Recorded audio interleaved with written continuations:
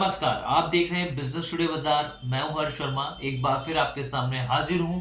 लगातार पेटीएम की तरफ से बड़ी खबरों का सिलसिला जारी है। आरबीआई की तरफ से जो बड़ा फैसला लिया गया, हमने आपको पूरी विस्तार से उसकी जानकारी दी, स्टेप बाय स्टेप आपको चीजें बताई कि 29 फरवरी की जो डेडलाइन थी उसकी समय सीमा को बढ़ाकर 15 मार्च कर दिया गया है। और इसके साथ ही चाहे वो डिपॉजिट हो या फिर जो ट्रांजेक्शन हो, उनकी जो तारीख है वो आखिरी डेडलाइन जो है वो 15 मार्च ही रहेगी। ये आरबीआई ने स्पष्ट किया था, तो हमने आपको इसके ऊपर पूरी क्लैरिटी दी थी। और आपके जो लगातार बहुत सारे व्यूअर्स ने उसको देखा, उसके लिए बहुत बहुत धन्यवाद उस वीडियो को। अब एक और पेटीएम से जुड़ी बड़ी खबर आ रही है और इस खबर के मायने भी काफी अहम हो जाते हैं। खबर क्या है तो मैं आपको पूरी खबर विस्तार से बताऊंगा, लेकिन उससे पहले गुजारिश है कि हमारे चैनल बिजनेस टुडे बाजार को लाइक शेयर सब्सक्राइब करना मत भूलेगा।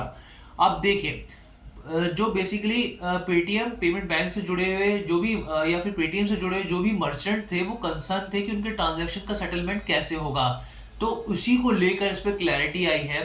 पेटीएम ने साफ तौर पे कहा है कि जो मर्चेंट पेमेंट बैंक के सेटलमेंट को लेकर उन्होंने एक्सिस बैंक, एक बैंक के साथ पार्टनरशिप करी है। जी हाँ, एक्सिस बैंक के साथ पार्टनरशिप करी है। इसमें क्या होगा, जो पेटीएम होगा वो अपने जो नोडल अकाउंट्स होंगे उसके लिए उन्होंने एक एस्ट्रो अकाउंट बनाया है और एस्ट्रो अकाउंट को एक्सिस बैंक के साथ शिफ्ट कर दिया जाएगा। और जिसके जरिए किसी भी तरीके का कोई भी ट्रांजैक्शन, लेन देन मर्चेंटों का यानी व्यापारियों का कोई भी ट्रांजैक्शन नहीं प्रभावित होगा, नहीं रुकेगा।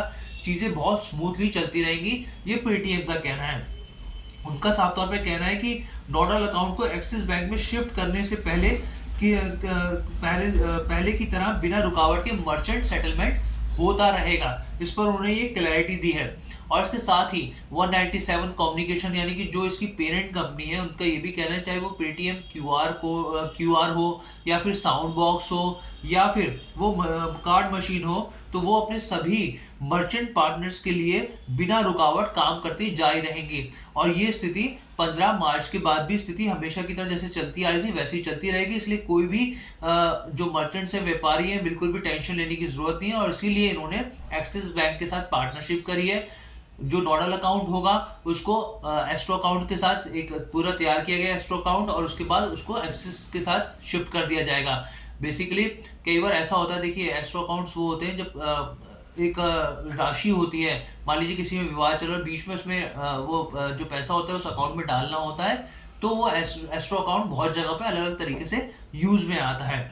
यहाँ पर इसके साथ ही पेटीएम का ये भी कहना है कि पेटीएम पेमेंट बैंक के अलावा किसी दूसरे बैंक अकाउंट से जुड़े फंड ट्रांजैक्शन वाले मर्चेंट को व्यवधान के बारे में चिंता करने की कोई भी आवश्यकता नहीं है। यानी इसके ऊपर उन्होंने क्लैरिटी दे दी है कि अगर मान लीजिए कि एक तो है कि पेटीएम पेमेंट बैंक से जुड़ा हुआ मामला है, तो ठीक है, स्थिति उस पर इन्होंने साफ कर दिया। लेकिन अगर आपका किसी दूसरे बैंक अकाउंट से जुड़ा हुआ है तो फिर आपको टेंशन लेने की बिल्कुल जरूरत नहीं। यहाँ पे तो स्थिति उन्होंने एकदम साफ कर रखी है कि आराम से जो भी आपके ट्रांजेक्शन होते हैं वो स्मूथली होते रहेंगे, कोई दिक्कत यहाँ पर नहीं है। तो ये ओवरऑल खबर थी बताने के लिए। कैसी लगी खबर आप हमें कमेंट करके जरूर बताइएगा। बिजनेस टुडे बाजार के साथ जुड़ने के लिए बहुत बहुत धन्यवाद।